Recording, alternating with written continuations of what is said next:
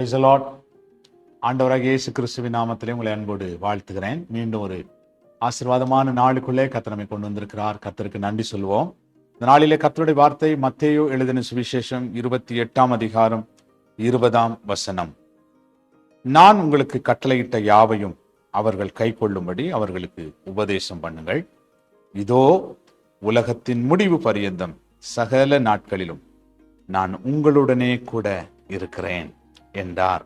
ஆமேன். ஒரு அழகான வார்த்தை, ஆண்டுடைய ஒரு வார்த்தை. இதோ உலகத்தின் முடிவு பரியந்தம். ஆமா, ஒரு நாள் மட்டுமல்ல, ஒரு வாரம் மட்டுமல்ல, இல்ல ஒரு மாதம் மட்டுமல்ல, ஒரு வருஷம் மட்டுமல்ல. அவர் சொல்லார், சகல நாட்களிலும் நான் உங்க கூடவே இருக்கிறேன், கூடவே இருக்கிறேன். பல நேரத்துல நம்ம யோசிக்கிறோம், ஆண்டவர் எங்களோடு கூட இருந்தா ஏன் ஆண்டவர் இது நடக்கு? ஆண்டவர் எங்களோடு கூட இருந்தா ஏன் இப்படிப்பட்ட காரியங்கள் நாங்க இதை ஃபேஸ் பண்றோம்? ஆண்டவர் எங்களோடு கூட இருந்தா ஆண்டவரே நாங்க ஏன் கைவிடப்பட்டது போல வாழ்ந்து கொண்டிருக்கிறோம்? ஆண்டவர் எங்களோடு கூட இருந்தா ஏன் இந்த பிரச்சனை? ஆண்டவர் எங்களோடு கூட இருந்தா ஏன் இந்த வெறுமை?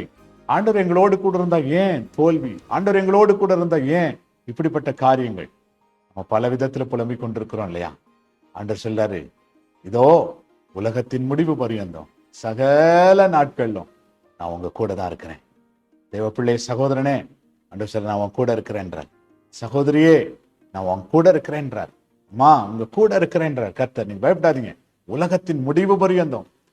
ஆமா, உலகமே அழிஞ்சு போனாலும் என்னுடைய வார்த்தை அழியாது. கர்த்தர் கூட இருக்கிறார், கர்த்தர் கூட இருக்கிறார். பயப்படாதீங்க.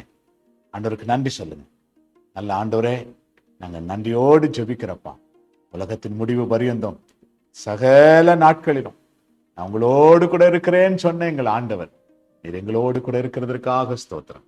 எங்களை தொடர்ந்து நடத்தும், எங்களை பாதுகாத்துக் கொள்ளும். இயேசுவின் நாமத்தில் வேண்டிக் கொள்கிறோம் எங்கள் நல்ல பிதாவே. ஆமேன், ஆமேன், ஆமேன். God bless you. Praise the Lord. Amen.